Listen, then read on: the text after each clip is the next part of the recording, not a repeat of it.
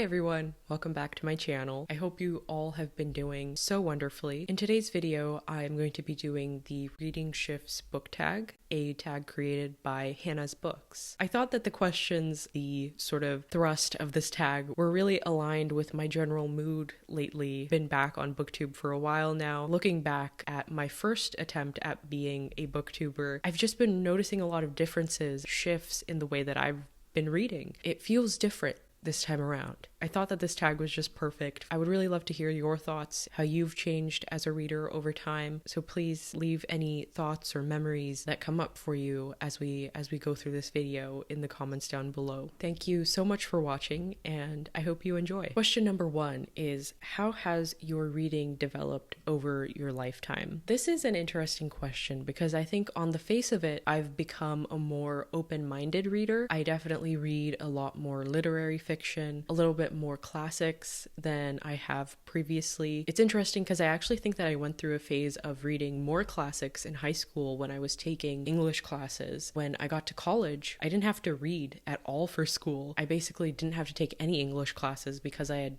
essentially tested myself out of it. So I actually went down in reading classics in college, and then after college, I was really steeped in just reading fantasy. More recently, I've gotten more of an interest in introducing back classics and literary fiction into my reading diet. What I actually think is, though I've become more open-minded, the things that attract me to a fantasy story and the things that attract me to a literary fiction story are actually the same things, and I couldn't list them out. Maybe it's something to do with character or the dynamic plot or the prose. There are more similarities between my favorite fantasy books and my favorite literary fiction books than you would think, and I made a whole video about this. Jane Eyre is my favorite book of all time, and Robin Hobb's Fitz books are my favorite fantasy books of all time. I made a video comparing them, demonstrating how similar they are in my mind. Yes, my reading tastes have changed over time, but I think that that sort of core first principles of what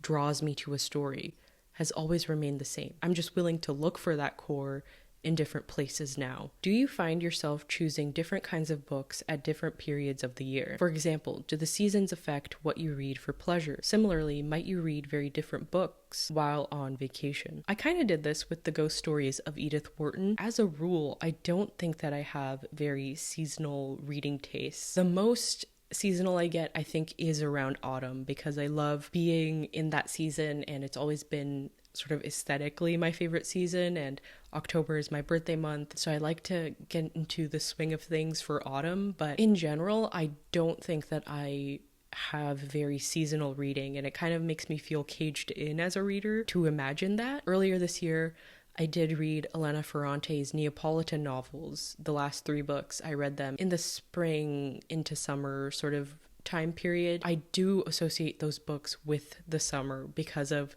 the sections where they go to Ischia and they are at the beach. There is a link there, but I didn't read them during the summer intentionally, at least. What I find with my reading is that I will really let the book lead me to where it's at, and sometimes that has very interesting sort of like tensions with my real life. It resonates. It feels like a crazy coincidence, but in general, I would say that I resist seasonal reading. Same thing with like vacation books. Most times when I take a book on vacation, I think that I barely end up reading it at all, so whatever I take with me is moot point anyways. Yeah, I can't imagine changing what I'm reading if I'm on vacation or not. Question number 3. Do specific experiences in your life ever shape what you choose to read? For example, did you read obsessively about child rearing when your kids were little, about gardening as spring is about to begin, about the experience of grief when someone you love died, etc.? I really like to meet a book where it's at, and sometimes where I'm at mentally means that I can't do that. And I think I've gotten really good at recognizing that, and recognizing when I'm not liking a book because of what I'm going through, or I'm just in a very different mood that's not compatible with the book, and when I'm just not liking a book because I don't like the book. Books for me don't really have an educational role. Like, I don't look to books for guidance, really. I look to books for something more nebulous, because I don't want to say that it's for like spiritual reasons. Reading is just something that I do. It's like traveling. Like, why do you travel to anywhere? To experience a different way of being. If your goal is to experience a different way of being, you wouldn't really let what you're currently interested in, or like where your life is at, affect what you're doing. Does that make any sense? Because I don't look to books for education or information in that way. If there's something that I am obsessing about, I tend to watch a lot of YouTube about it. When I was applying to college, I watched endless dorm room videos because I was like obsessed with this idea of having a dorm room and decorating my dorm room. The internet is what I turn to when I'm obsessing over a specific thing, but when it comes to reading, I go where the wind takes me, where the book takes me. Okay. So question number 4 and 5 in my head have a very similar answer, so I'm going to answer them together. Question number 4 asks, have there been any times in your life when circumstances have limited or changed your reading in some way? And question number 5 asks, Booktube is full of discussions of reading slumps, when dedicated readers seem to lose interest for a while in books. Have you ever experienced a slump? If so, how did you handle it? If not, do you have any advice to give people who are experiencing slumps? I feel like I've never gone through a period of my life where I have not identified as being a reader. I actually have very early memories of being in preschool and reading a book to myself. I just had a picture book that I had memorized the story to, following along the story and telling myself the story. I have a distinct memory of being in 2nd grade, being introduced to this program called Accelerated Reader, and being just like completely enamored with books from a very young age. Ever since then, I have never felt like there was a season of my life where I was not a reader, or where I was going through a reading slump. Now, there are definitely times in my life where I was not reading a lot. Definitely in college, my first couple years, there were times when I probably didn't finish a book for like months. That qualifies as a reading slump. But at the time, I didn't really know what reading slumps were.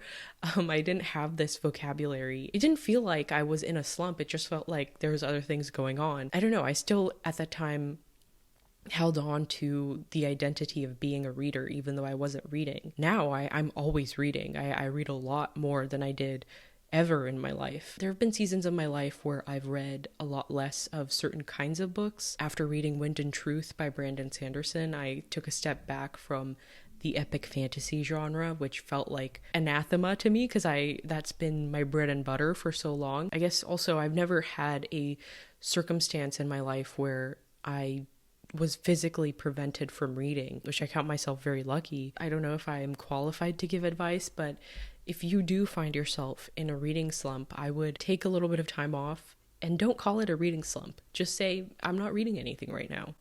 I think that when you diagnose things, it almost makes it into a bigger thing than it is. And you're allowed to just take a few weeks or months off reading and still be a reader, in my opinion. That's totally fine. But also at the same time, if you are in the mood to be reading something, maybe it's time to do a pivot. If you're a primarily science fiction fantasy reader, read a literary fiction, and vice versa. And length. If you're primarily a long book reader, read a short book, read a couple novellas. Just spice it up. I think variety is important when it comes to reading. Question number 6. Booktubers also talk about book hangovers, when readers are so moved by a book that they find it difficult to move on to a new book.